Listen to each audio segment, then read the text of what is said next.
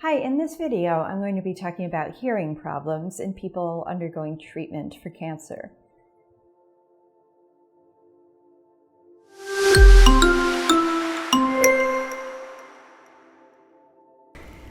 One of our most important senses is our ability to hear. And if we're having a hard time hearing what people are saying, or if we have problems such as tinnitus, which is ringing or buzzing in the ear, or another ear problem would be problems with balance, these can really detract from your quality of life.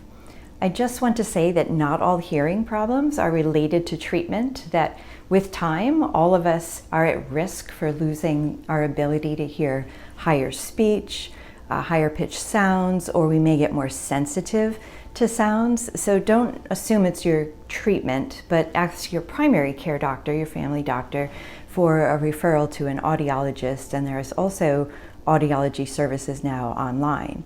So with that aside, I did want to talk about the things that can be associated with hearing loss related to cancer treatment.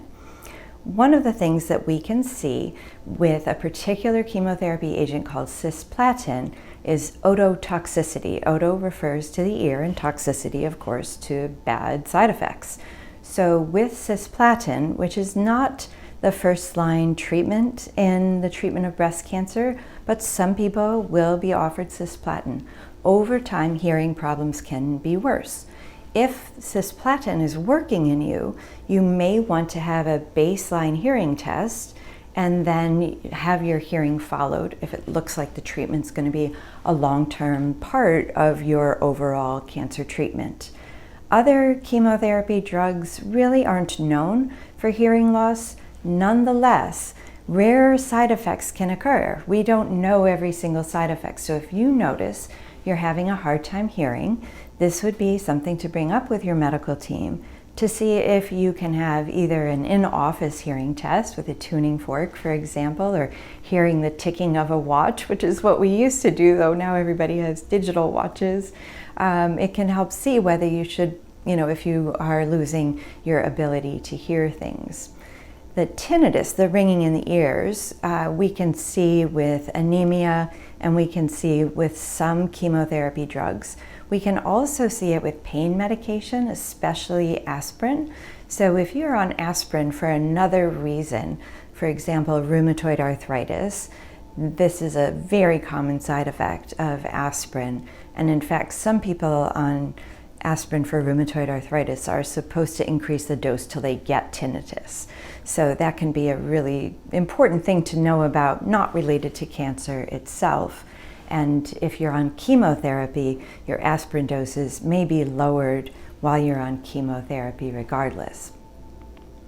The other thing that can cause tinnitus is anemia. So if you're receiving chemotherapy and your red blood cell counts are coming down, and we'll link to our video about anemia as a side effect of treatment, we may offer you a transfusion. We're going to have another video about transfusions and how safe they are these days.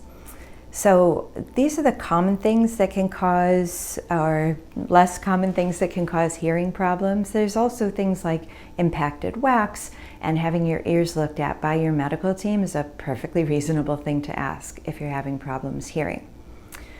The other thing that can cause hearing problems, and the radiation doctors won't tell you this, but is if you have radiation therapy to the skull or to the brain because you have cancer that's spread to those areas, is I have had more patients than I can think of describe hearing problems after receiving brain radiation. And it's not because the cancer is affecting their hearing. So I listen to my patients, and even though this is not written up in articles or textbooks, I just want to share that I have heard this from enough patients that I am not surprised when I hear it anymore. This should get better with time. In fact, most hearing problems do get better with time if they're from a toxic agent. With cisplatin, the drug I talked about at the very beginning, this doesn't always get better, which is why we will monitor your hearing during treatment. Again, not commonly used in the treatment of breast cancer, but we do use cisplatin very often in ovarian cancer, lung cancer, and other cancers like germ cell tumors. I know you're probably watching this because you're interested in learning about breast cancer, but if you know somebody with another kind of cancer, and you may very well, this may be helpful to them. If you would like to learn more about your treatment plan, visit Yerbba.com. And if this video has been helpful to you, click like and subscribe. What that does is it helps us send you other videos that are helpful, but even just as important, it helps other people going through similar things find this video, which can be helpful to them.